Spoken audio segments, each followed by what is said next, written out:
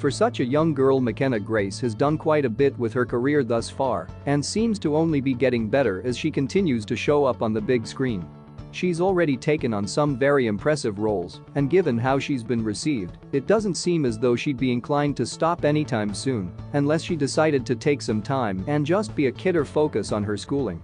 Given that many other child actors have taken to homeschooling and even having tutors on the set so that they don't miss anything, it seems likely that her career could just keep advancing until she's old enough to take charge on her own and see that she continues to educate herself if she desires or continue on with her career without any disruption.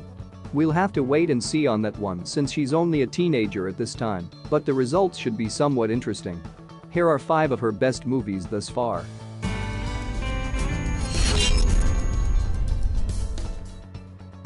Number 5. Amityville: The Awakening. Doesn't James talk to you, Belle? In a way, I guess.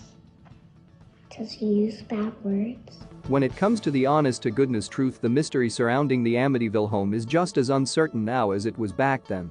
But in the movie, Belle and her family, including her twin, that is bedridden due to an accident, move into the fabled house, and sure enough, things start to happen not too long after.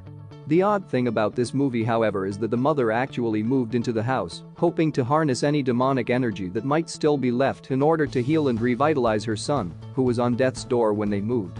In the annals of bad decisions, this has to be one of the worst ever made. Number 4. Captain Marvel. This isn't the only movie in which McKenna got to play the younger version of the lead character. But her role in this movie is to show that Carol has been getting kicked around for most of her life and told that she can't do something either because she's female or she's just not good enough. Obviously, that was the kind of fuel that Carol needed to keep moving forward, since she became stronger with each attempt and eventually became what people are calling the strongest character in the MCU.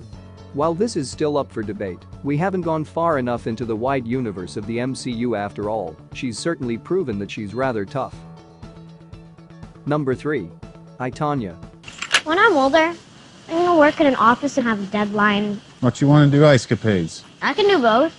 If everything we see in this movie has even a grain of truth to it and hasn't been completely dramatized, then it would seem that Tonya Harding had kind of a rough upbringing. A child peeing down their leg because their mother told them to stay on the ice when they had to go to the bathroom is something that might get anyone to call child services, but back in the day things weren't quite as severe as they are now. That being said, one has to wonder how much of this movie was glamorized and how much was horribly real, since the life and times of Tonya Harding, to many people, kind of revolve around her downfall more than her triumphs. Number 2.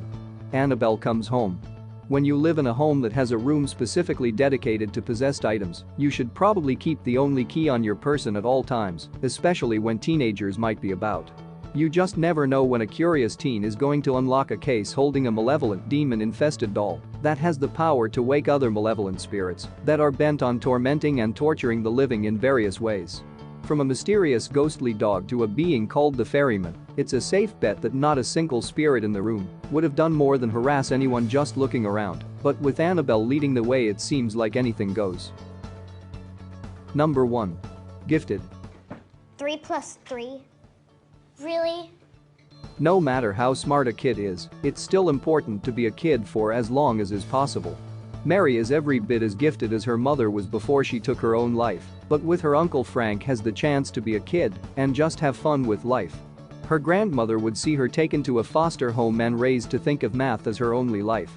The funny thing about this is that after so long, there's a good chance that a kid who's been raised to have fun and be outgoing might rebel against those that are trying to stick her nose in a book and tell her to do long equation day in and day out. Something seems to indicate that she was always going to end up living with Frank. She's got a lot of years yet to decide what she wants to do.